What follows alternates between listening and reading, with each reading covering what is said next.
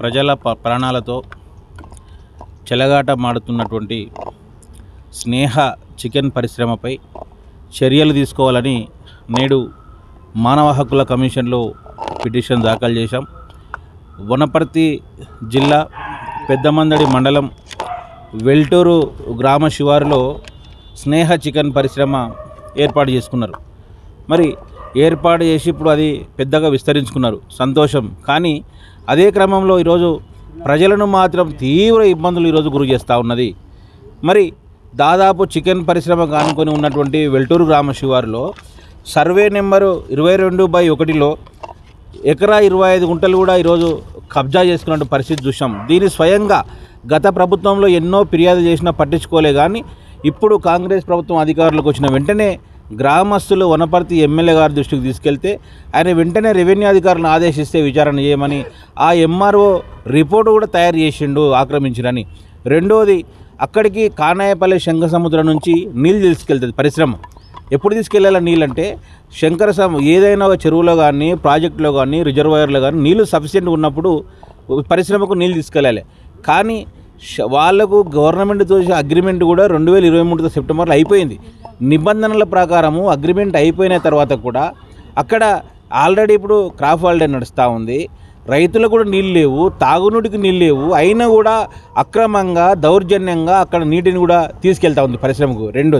మూడోది ఏంటంటే అక్కడ చికెన్ పరిశ్రమ నుంచి వెదజల్ల ఈరోజు వ్యర్థబాధలు ఏదైతే ఉన్నాయో అవి పొలాల్లో వదలడం ద్వారా అవి అక్కడ మండలంలోని పెద్దమునగల్ చేడు వాగులో కలిసి అక్కడ నుంచి సరళసాగర్, అక్కడ నుంచి రామన్పేట డ్యామ్ కూడా కలుషిత నీరు వెళ్తుంది. అంటే రామన్పేట నుంచే డ్రింకింగ్ వాటర్ కూడా ఆ యొక్క చుట్టుపక్కల కాన్స్టిట్యున్సీలు అన్ని కాన్స్టిట్యున్సీలకు కూడా అక్కడ వెళ్తూ ఉంది ఉమ్మడి జిల్లాలో. మరి ఆ కలుషిత నీళ్లు తాగేటువంటి ప్రజలు క్యాన్సర్తో పాటు ఇతర అనారోగ్యాల బారిన కూడా ఈరోజు పడటం జరుగుతుంది. మరి గత ప్రభుత్వ హయాంలో ఎన్నిసార్లు ఫిర్యాదు చేసినా ఎవరు పట్టించుకోలేదు. మేము ఒకటే చెప్తా ఉన్నాం, ఈరోజు అక్కడ రైతులకు ఏమని చెప్పారు, చికెన్ పరిశ్రమ ఏర్పాటు చేసుకున్నప్పుడు ఏ ప్రభుత్వం అయినా ఎందుకు ఇస్తుంది పరిశ్రమల కంటే స్థానిక యువతకు ఉపాధి అవకాశాలు వస్తాయని చెప్పి ప్రాంతం అభివృద్ధి చెందిన అవకాశాలు ఇస్తే అక్కడ ఉన్నటువంటి ఎవరంటే సేమ్ ఏదైతే చికెన్ పరిశ్రమ ఉన్నారో రామరెడ్డి ఆయన వర్గం వారికే వారి కులం వారికి అన్ని అవకాశాలు కల్పిస్తూ ఈరోజు భూములు నిజంగా కూడా అన్ని వర్గాల భూములు ఇచ్చి అన్ని వర్గాలతోనే భూములు తీసుకున్నారు.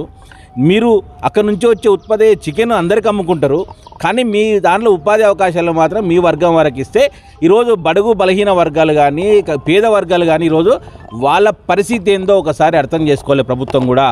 ఎందుకంటే ఈరోజు ఏ అవకాశాల కోసం మా భూములు త్యాగం చేసి ఈరోజు మా రైతులు ఇచ్చారో ఈరోజు అవి కూడా లేకుండా ఈరోజు మీ వాళ్ళకే ఉద్యోగాలు ఇస్తే మళ్ళీ మీకే చికెన్ అమ్ముకోండి, మీ వర్గాలకే అమ్ముకోండి, మాకెందుకు అమ్ముతారు చికెన్, మేమెందుకు మీ వ్యాపారానికి సహకరించాలని సందర్భంగా అడుగుతా ఉన్నాం. కాబట్టి ఈ యొక్క భూ ఆక్రమణలకు ఈరోజు నీటి ఆక్రమణకు అదేవిధంగా వ్యర్థ పదార్థాలు కూడా వెళ్ళి ఈరోజు ప్రభుత్వ నిబంధనలు తుంగలో దొక్కి నిబంధనలను తూట్లు పొడుస్తూ ఈరోజు ప్రజల ఆరోగ్యంతో చెలగాటమాడుతున్నటువంటి స్నేహ చికెన్ పరిశ్రమను మూసివేయాలని చెప్పి మేము ఈరోజు మానవ హక్కుల కమిషన్కు అదేవిధంగా రాష్ట్ర ప్రభుత్వానికి కూడా విజ్ఞప్తి చేస్తూ ఉన్నాం. రాష్ట్ర ప్రభుత్వం కూడా ఎన్నో మంచి కార్యక్రమాలు చేస్తూ ఉంది. కాబట్టి ఈ యొక్క కొన్ని లక్షల మందికి ఇబ్బందికరంగా ఉన్నటువంటి ఈ స్నేహ చికెన్ పరిశ్రమను కూడా వారిపై చర్యలు తీసుకోవాలని చెప్పి మరొక్కసారి మేము ప్రభుత్వానికి ముఖ్యమంత్రి రేవంత్ రెడ్డి గారికి విజ్ఞప్తి చేస్తూ ఉన్నాం.